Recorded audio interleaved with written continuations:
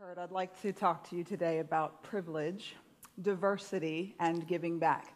But for a long time, I was fixated on all of the injustices that had happened to me and the injustices in our society. Now, I don't know if you guys noticed, but I'm going to let you in on something. I'm a black woman. I know, right? A bunch of you don't even see color, so you didn't even notice, but I'm just saying. So I was frustrated that some people in our society had more privilege than I did. I was frustrated that when I walked into a job interview, I had to deal with the stereotypes and assumptions that other people had of me before I even walked in the door. That I had to work twice as hard to be seen as equally competent. That when I travel, airport security searches through my hair. I was frustrated that our society has bought into a belief system that some human beings have more value than others. That some people are perceived as more intelligent than others simply because they have a different skin color. Or that some people are seen as more natural leaders because of their height or their gender. When society tells you that you are worth less than somebody else, it's easy to start believing that.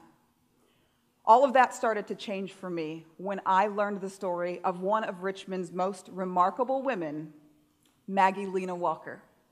Maggie Walker had every reason to focus on the injustices of her day and to fixate and complain on the privilege that she didn't have.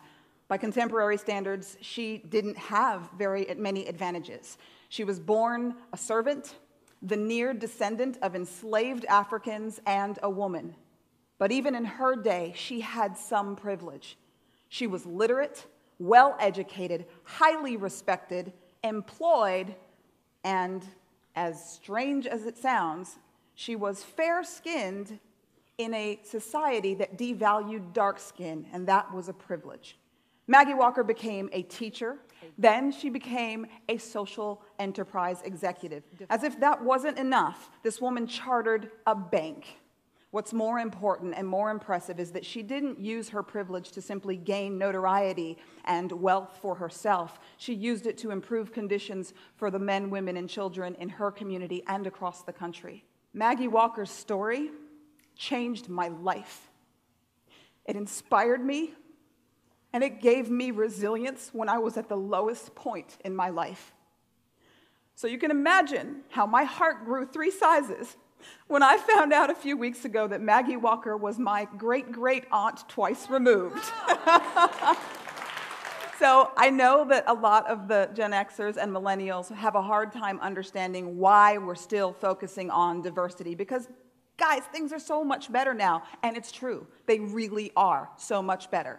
But the other thing I know about our generations is that we are very passionate about making the world a better place.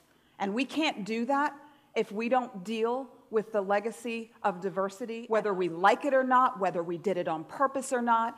The fact of the matter is, white families still have 6 times the wealth of Black and Latino families, and that gap is getting wider. It's not getting better.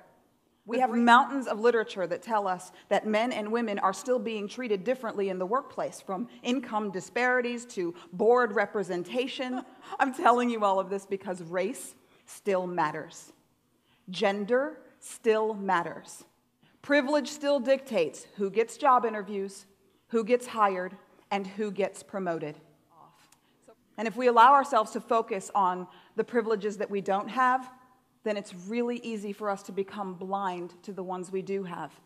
I was so fixated on the privilege that I didn't have that I missed much of the privilege that I do have.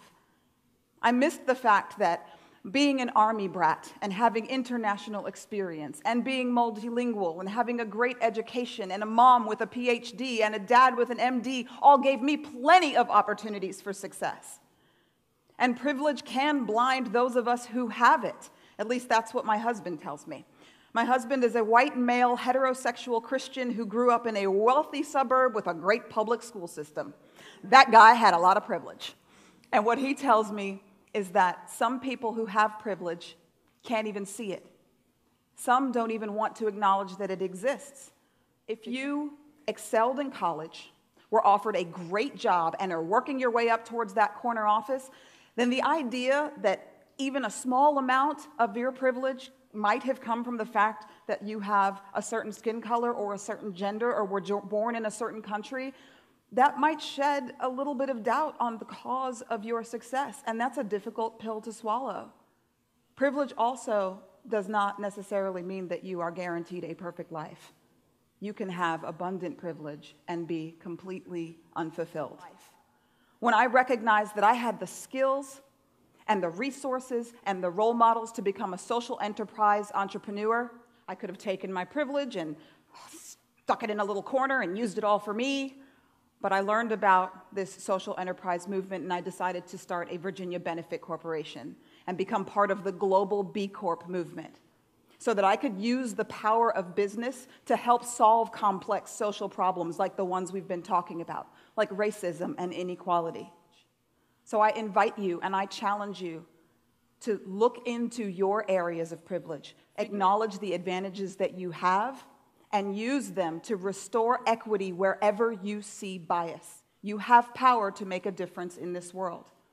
No one in this room, none of us here, and arguably none of us on the planet at this time created this mess. We're all stuck with it, though, and it is going to take all of us to make it better.